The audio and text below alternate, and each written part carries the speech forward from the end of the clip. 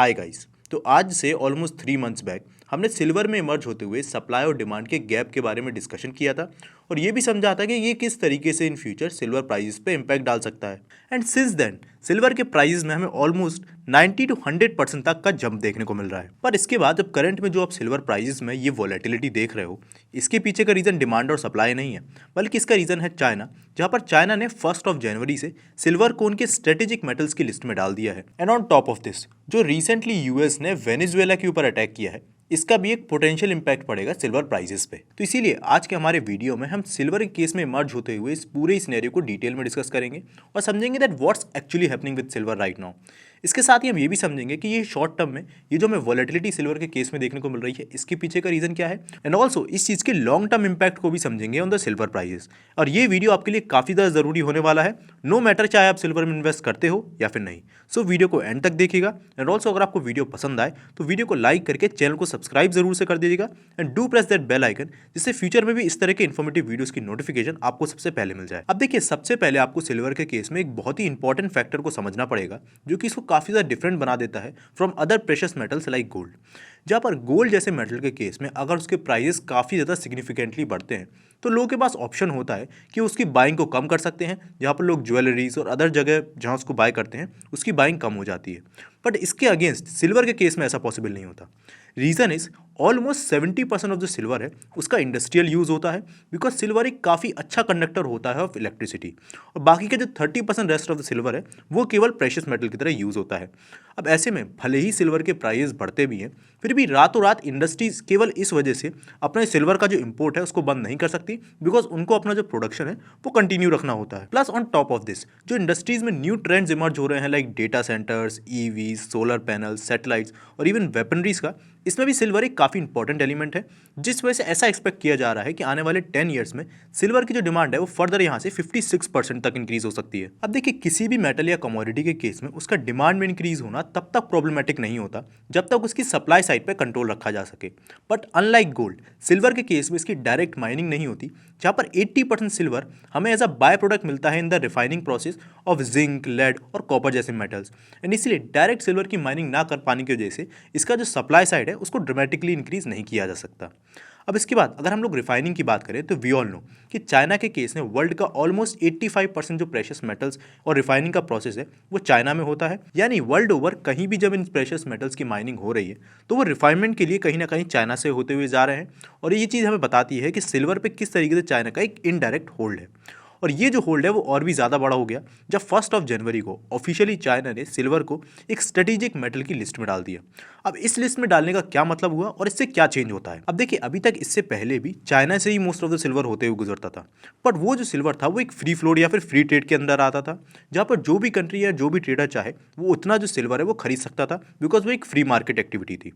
But China ने ये कहा कि क्योंकि स्ट्रेटेजिकली सिल्वर काफ़ी ज़्यादा इंपॉर्टेंट होता जा रहा है तो उनकी वेपनरी और सैटेलाइट जैसी इंडस्ट्रीज़ में ये काफ़ी इंपॉर्टेंट रोल प्ले करेगा। और जब भी कोई कंट्री एक एलिमेंट को इस लिस्ट में डालती है तो वो स्ट्रेटेजिकली ये कह रही है कि अब आने वाले टाइम में जब भी सिल्वर को यहाँ से एक्सपोर्ट किया जाएगा या फिर किसी भी एक्सपोर्टर या फिर इंपोर्टर को भी सिल्वर में ट्रेड करना है तो उसे गवर्नमेंट का अप्रूवल लगेगा उस ट्रेड को पूरा करने में। तो यानी आप इस तरीके से समझो कि भले ही चाइना के केस में उन्होंने सिल्वर के एक्सपोर्ट पर डायरेक्ट बैन नहीं लगाया, बिकॉज अगर वो वैसा करते तो काफ़ी सारी कंट्रीज के केस में उनको रिटेलिएशन देखना पड़ता,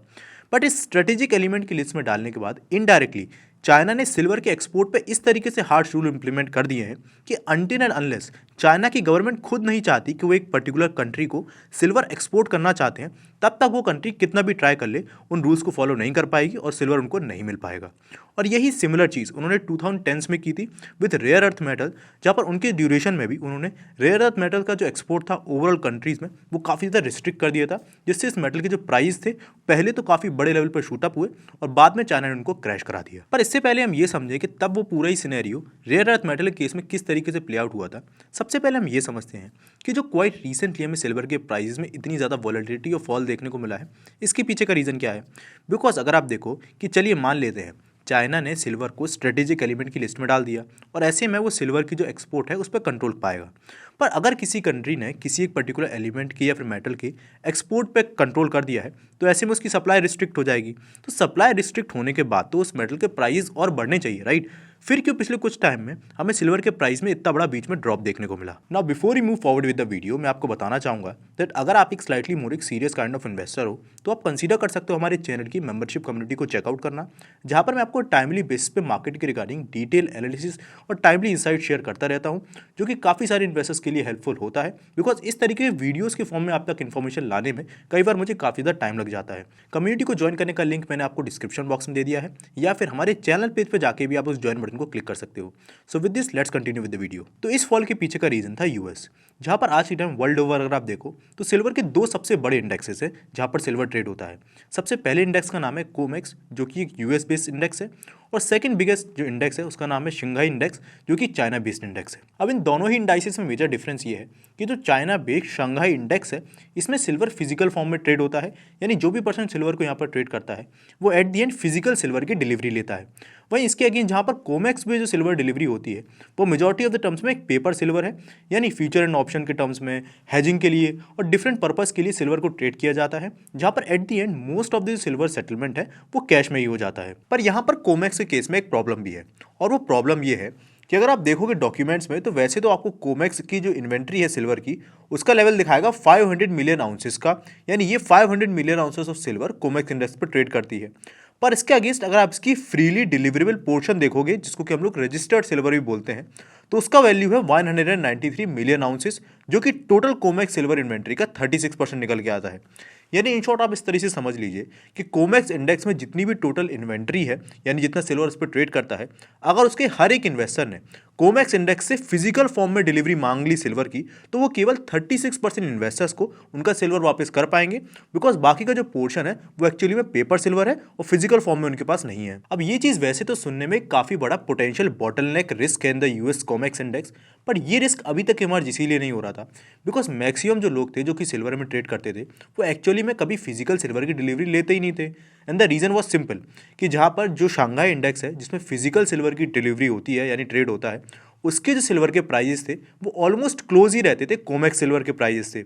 बट क्वाइट रिसेंटली ये जो पूरा ही सिनेरियो है ये चेंज होने लगा, और यहीं से जो प्रॉब्लम है वो स्टार्ट हुई, जहां पर जिस ड्यूरेशन में कोमेक्स इंडेक्स में सिल्वर के प्राइजेस $70 पर आउंस चल रहे थे, वहीं at the same time Shanghai के इंडेक्स में सिल्वर के प्राइजेस $76 पर आउंस तक पहुंच गए। और ये काफ़ी एक अनयूजुअल सिचुएशन थी जहां पर शंघाई और कोमेक्स के इंडेक्स में सेम सिल्वर के प्राइस इतना बड़ा गैप बना रहे थे। पर यहाँ पर बिकॉज शंघाई इंडेक्स से मैक्सिमम जो इन्वेस्टर्स हैं या फिर जो काफ़ी बड़े लेवल पे इंडस्ट्रीज हैं वो फिजिकल सिल्वर ले रही थी, तो उधर के जो प्राइजेस थे वो लोगों के लिए ज़्यादा सेंस बना रहे थे। वहीं पर सबको पता था कि कोमेक्स के इंडेक्स में हमें एक पेपर सिल्वर देखने को मिल रहा है, तो ऐसे में काफ़ी सारे लोगों के अमंग एक फियर इमर्ज हो गया और लोग फिजिकल सिल्वर पर ज़्यादा जाने लगे। और इस चीज़ का इम्पैक्ट आप साफ देख भी सकते हो, जहाँ पर कोमेक्स की जो सिल्वर इन्वेंट्री थी वो आफ्टर सितंबर मंथ काफ़ी ड्रास्टिकली रिड्यूस होने लगी, यानी लोग अपने सिल्वर की फिजिकल डिलीवरी लेने लगे। और जैसा हमने डिस्कस किया था कि रेगुलेटरी सिल्वर यानी एक्चुअल डिलीवरेबल सिल्वर तो इनके पास केवल 36% थी, तो यानी अगर और भी ज़्यादा ये विड्रॉल्स आते तो ये सबको फिजिकल सिल्वर दे नहीं पाते और इनके पास एक बॉटलनेक सिचुएशन बन जाती। और इसके साथ ही एक पोटेंशियल न्यूज़ ये भी सुनने में आ रही थी कि यूएस के 2 स्ट्रेटेजिकली इंपॉर्टेंट बैंक्स ने एक काफ़ी बड़ी शॉर्ट पोजीशन सिल्वर पे ले रखी थी अराउंड $4.4 बिलियन की। और ऐसे में अगर सिल्वर के प्राइसेस और भी ज़्यादा ऊपर जाते तो उनको काफ़ी बड़े लेवल पे लॉसेस हो सकते थे और एक बैंक रन की सिचुएशन हो सकती थी। तो इस पोटेंशियल रिस्क को अवॉइड करने के लिए यूएस ने सबसे पहले 29 दिसंबर 2025 को सिल्वर के फ्यूचर के कॉन्ट्रैक्ट्स पे लगने वाले जो मार्जिन है उनकी रिक्वायरमेंट्स को 25% से इंक्रीज कर दिया, और फिर अगेन इन मार्जिन को फिर से बढ़ाया गया 31 दिसंबर को अगेन बाय 30% से। यानी ओवरऑल लास्ट 3 to 4 डेज में इन्होंने सिल्वर के ये जो रिक्वायर्ड मार्जिन थे उनको 62% से बढ़ा दिया। अब इससे हुआ क्या कि जिन भी लोगों ने फ्यूचर के अपने कॉन्ट्रैक्ट्स ले रखे थे सिल्वर के, उनको 62% ज़्यादा फंड करना पड़ता अपने कॉन्ट्रैक्ट्स को, जो कि लोगों के लिए पॉसिबल नहीं होता। इसलिए उनको फोर्स सेलिंग करनी पड़ी मार्केट में सिल्वर की। अब इस सेलिंग की वजह से वापस से सिल्वर मार्केट में थोड़ी लिक्विडिटी आई यानी सप्लाई आई, जिससे ओवरऑल सिल्वर मार्केट में जो प्राइस थे वो फॉल हुए। अब इससे दो चीज़ें हुई,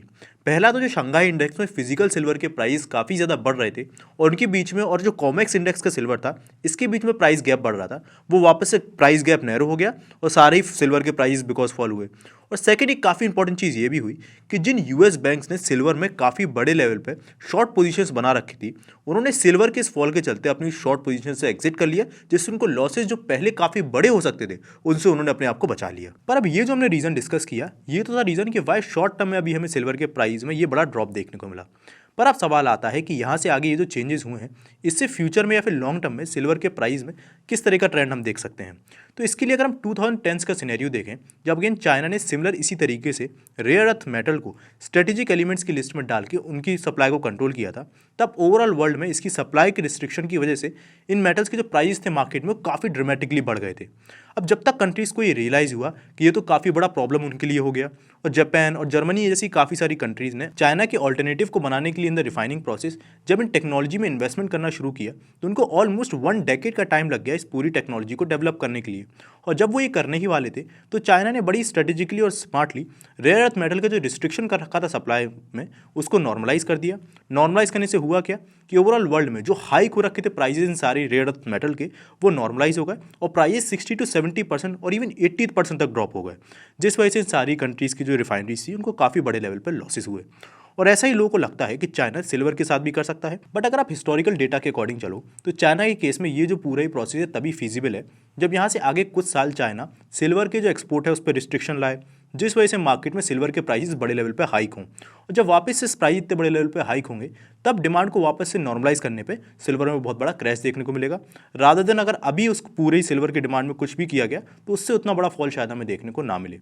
और इसके अगेंस्ट अगर आप एक और डेटा पॉइंट देखो, जो कि है गोल्ड एंड सिल्वर रेशियो, जो कि सिल्वर के अगेंस्ट गोल्ड की वैल्यूएशन बताता है, तो इसमें अगर आप सिल्वर के पर्टिकुलरली लास्ट 100 ईयर्स का हिस्ट्री देखो ना, तो सिल्वर में 2 बड़े क्रैशेस हमें देखने को मिले हैं, वन इन 1980s और सेकंड वन इन 2011। और इन दोनों ही सिनेरियोज में अगर आप गोल्ड एंड सिल्वर का रेशियो देखो तो वो 30 के लेवल तक फॉल हो चुका था, उसके बाद ही हमें सिल्वर के प्राइस में इतना बड़ा क्रैश देखने को मिला। और करंटली अगर आप देखो तो ये जो लेवल है 59 के राउंड है, यानी उतने बड़े लेवल पे गोल्ड एंड सिल्वर रेशियो अभी फॉल नहीं हुआ है, जो कि अगेन हमें सिग्नल देता है कि इस चीज़ की पॉसिबिलिटी है कि आने वाले टाइम में यहाँ से सिल्वर के प्राइस में और भी बड़ी रैली आपको देखने को मिले। बट ये चीज़ हम केवल एक डेटा के अकॉर्डिंग बोल रहे हैं और ये किसी भी तरह की प्रिडिक्शन नहीं है। हो सकता है यहाँ से आगे कुछ ही मंथ में फिर से हमें सिल्वर के केस में कोई बहुत बड़ा फॉल देखने को मिल जाए, तो प्लीज़ वो किसी भी तरह की बाइंग या सेलिंग रिकमेंडेशन मत समझिएगा। अब इसके साथ ही अगर हम रिसेंटली जो यूएस ने वेनेजुएला के ऊपर अटैक किया है, उस अटैक के इम्पैक्ट को समझे ऑन द सिल्वर प्राइजेस, तो वैसे तो वेनेजुएला पे डायरेक्टली इंपोर्ट या फिर एक्सपोर्ट के टर्म्स में जो कंट्रीज़ हैं वो डिपेंडेंट नहीं थी। बट यहाँ पर एक क्रिटिकल फैक्टर ये आ जाता है